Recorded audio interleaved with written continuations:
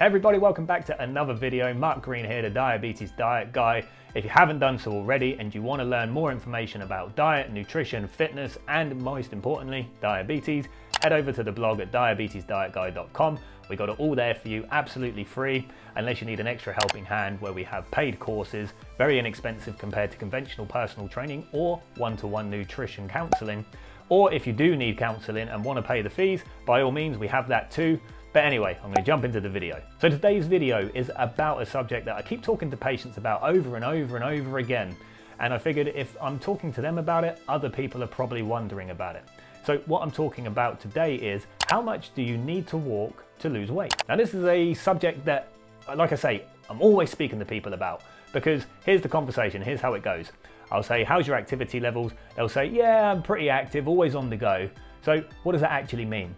Well, I don't say it that sarcastically, by the way. Well, you know, I go out and walk the dogs for 20 minutes in the morning, then I'm pottering around the house, and then I might walk in the town every now and then and walk to the shops, and then maybe another dog walk in the evening for 10 minutes. Now, in their mind, they're very active and they're doing a lot of walking.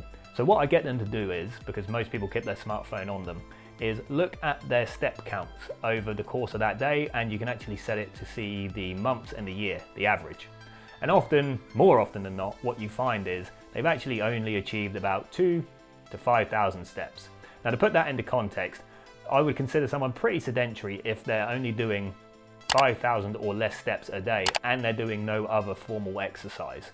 Now obviously the lower you get, the worse it is, but still 5,000, still not a huge amount if you're not doing any formal additional exercise on top of that. So the conventional wisdom is that you need to do 10,000 steps a day. That's the number, isn't it? 10,000.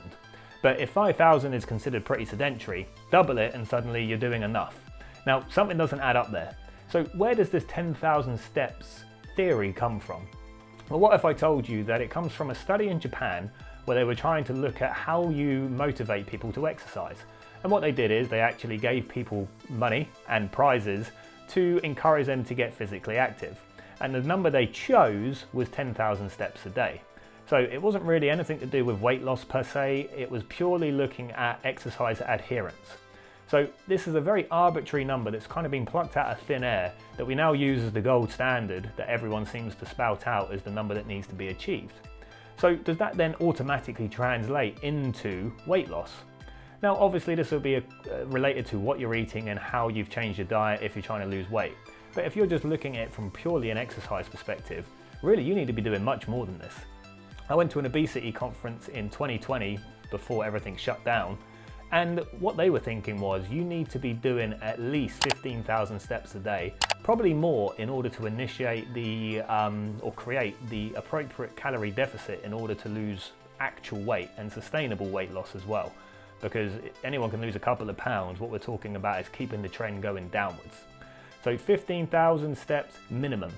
So that's going to be about 10 kilometers walked a day, which is probably about 6-7 miles, give or take. Excuse my maths, it's a little bit out.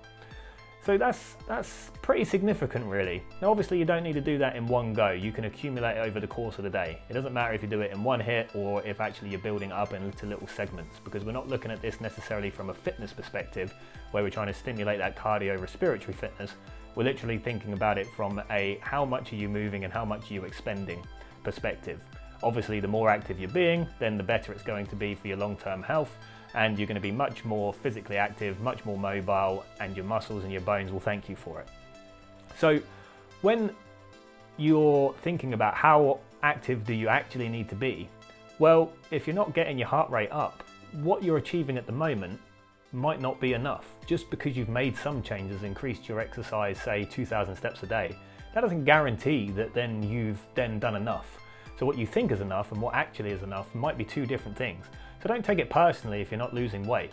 So the first thing I would do is actually see how active are you. So just track it. Take your phone out with you at all times and see how busy you're being.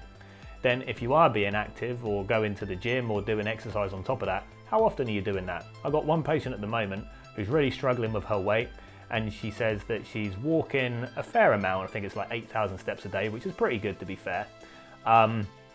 but then also going to the gym twice a week. But that prompts so many questions. How long for? How intense are you working out for? What type of training are you doing? Is it cardio? Is it weights? How much rest are you taking? And if the answers to those questions aren't satisfactory in order to lose weight, then 8,000 steps a day is not going to do it. The other thing that she also did, and this is a good point to tune into as well, is when I queried how long she'd been doing it, she said 2 weeks. So she'd been doing it 2 weeks, it's pointless, it's not working. You know, weight loss takes time. It's not always going to be the trophy weight loss every week. And she had made some dietary changes, but the point is you need to stick with it. And if it's not working, then don't get disheartened and quit, because the second you quit, you're back to the status quo, you're back to where you started. You need to build upon it. So take what you're doing at the moment when you've made some changes, and if it's not working for you, unfortunately, it just means you got to do more.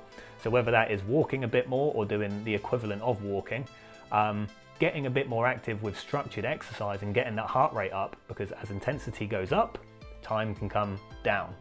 So if time's an issue, do it more intensely if you can. Obviously, if you've got health issues, then don't push it or seek medical advice before embarking on some crazy health regime. But this is why walking's a good thing, because basically most of us can do it quite safely. Low intensity, but just for long durations. So yeah, it just means that it needs a bit more, unfortunately. So just to summarize then, because I don't want this video to go on too long, it's just like my musings, as you can see, is, you know, first things first, find how active you are. Where's your baseline? Then start building upon it. And eventually you will hit a threshold where you've done enough to initiate some weight loss. Then you got to just keep going with it. So be consistent. Consistency is key. And then give it time. Allow it to work. If you're being disheartened after a couple of weeks or even a month, then you're never going to get anywhere. You need to keep being consistent and build upon those behaviors you're building. Now, as I say, the golden rule, there isn't one really in terms of how much is enough. It will be very individual. If you're 30 stone or 400 pounds, then you're going to lose weight much more easier compared to someone that's 12 stone but just trying to lose that last stone. Anyone that's watching in the US, a stone's 14 pounds, or about 6 kilos for anyone else who is not from the UK basically.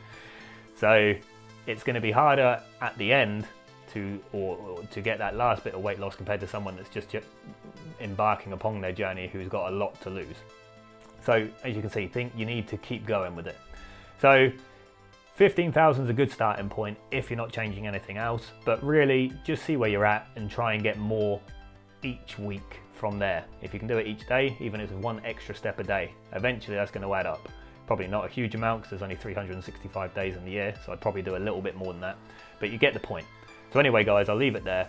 I hope you enjoyed the video and find it useful. If you did, hit the like and subscribe button. One, it makes it worthwhile doing these videos, and I'm only trying to do it to bring information to you. And if you want to know when I post, because I'm not always the most regular with the posting because I've got a lot of stuff going on, still work full time, and I've got a baby, I don't know if you can hear it, who's currently screaming the house down. So hit the notifications and then you'll know when I post.